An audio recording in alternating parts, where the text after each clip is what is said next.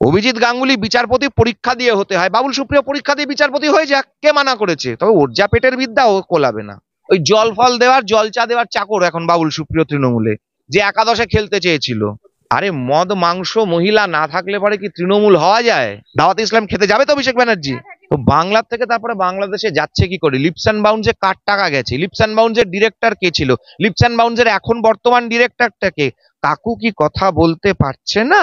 কাকুকে আবার হাসপাতালে নিয়ে নিয়ে ঘুরতে হচ্ছে কেন? কাকুর নাকি পেসমেকারের চার্জারে চার্জ নেই। ইয়াকুব মেমনের ফাঁসি যাতে না হয়, আজমল কাজাবের ফাঁসি যাতে না হয়, সেই তালিকায় কারা কারা ছিল? তাদের সাথে অভিষেক বন্দ্যোপাধ্যায়ের পার্টির কি কি সম্পর্ক আছে? ওই খেজুরগুলো বলুক। অভিষেক বন্দ্যোপাধ্যায় আগে নিজের শান্তিনিকেতনের বাড়িটা বাঁচাক। সিদ্দিকুল্লাহ চৌধুরী বলে দিয়েছে দক্ষিণ কলকাতার সবকিছু ওয়াকফ বোর্ডের সম্পত্তি। অভিষেক ব্যানার্জির ওই এসকালেটার ফেসকালেটার লোকে বলে ঝাড়বাতি দেওয়া বাড়ি, ওই শান্তিনিকেতন ওই বাড়িটা ওয়াকফ বোর্ডের সম্পত্তি। এটা অভিষেক ব্যানার্জি জানে তো? যে কোনো দিন বার করে দেবে বাড়ি থেকে। মমতা ব্যানার্জির টালির চালের বাড়ি থেকে যে কোনো দিন বার করে দেবে, ওটা ওয়াকফ বোর্ডের সম্পত্তি। তৃণমূলের সিদ্দিকুল্লাহ চৌধুরী বলেছে, আমি বলিনি। এসব নাটকের কথা মমতা ব্যানার্জি প্রায় বলে থাকে। তৃণমূল কংগ্রেসের জন্ম কার থেকে? কংগ্রেসের গর্ব থেকে তৃণমূল কংগ্রেস ভেঙে কংগ্রেসের জন্ম। এই কংগ্রেসে পণ্ডিত নেহেরু থেকে ইন্দিরা গান্ধী থেকে আরম্ভ করে এরা কত কত সিনেমা, কত গান, কত নাটক। সুচিত্রা মিত্রের কে অল ইন্ডিয়া রেডিও থেকে ব্যান করে দিয়েছিলেন পণ্ডিত নেহেরু। কেন?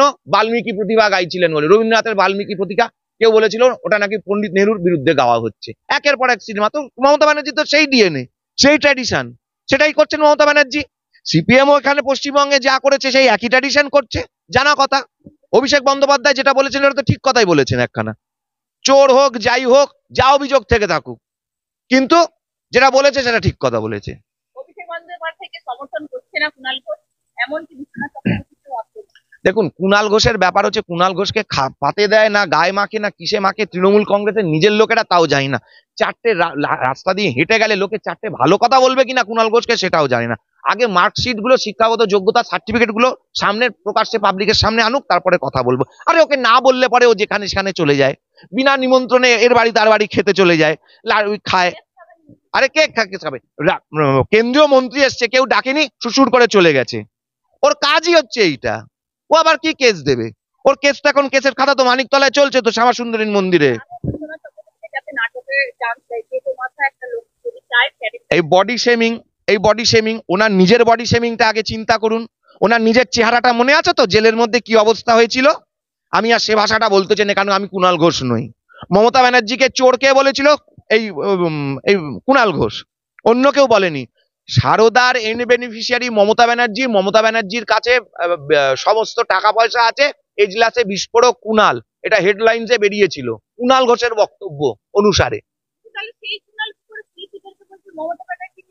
আরে টিকে থাকতে হবে তো, টিকে থাকতে হবে তো, টিকে থাকতে হবে তো। তো কুণাল ঘোষ আগে নিজে বলুক, কেন কুণাল ঘোষকে তাই তৃণমূলে রাখা হবে, সেটা মমতা ব্যানার্জি আর অভিষেক ব্যানার্জি ঠিক করুক, তৃণমূলের বাকি নেতারা ঠিক করুক। কুণাল ঘোষ মমতা ব্যানার্জিকে যে ধরনের কথা বলেছে, তারপরে কুণাল ঘোষ কি করে তৃণমূলের মুখপাত্র আছে, তার তৃণমূলের পদ কি করে আছে? আর বিশ্বনাথ বাবুকে যা যা বলেছেন সেটা জানি। বিশ্বনাথ বাবুর কাছেও আমাদের একটা প্রশ্ন আছে। বিশ্বনাথ বাবু সংবাদ মাধ্যমে বসে কখনো বলেন বিজেপি আর তৃণমূলের সেটিং এর জন্য সিবিআই ইডি নাকি কাজ করছে না। আমি আগের দিনও বিশ্বনাথ বাবুকে এই কথাটাই বলেছি। এতদিন চেয়ারে এসে বলে গেলেন বিজেপি তৃণমূলের সেটিং, সিবিআই ইডির জন্য ছাড়া পেয়ে যাচ্ছে, কেউ কাজ করছে না। আর তাহলে পরে এই সামান্য সেটিং এ একটা সিনেমা রিলিজ করতে দেয়নি ব্রাত্য বসুর গোয়াতে?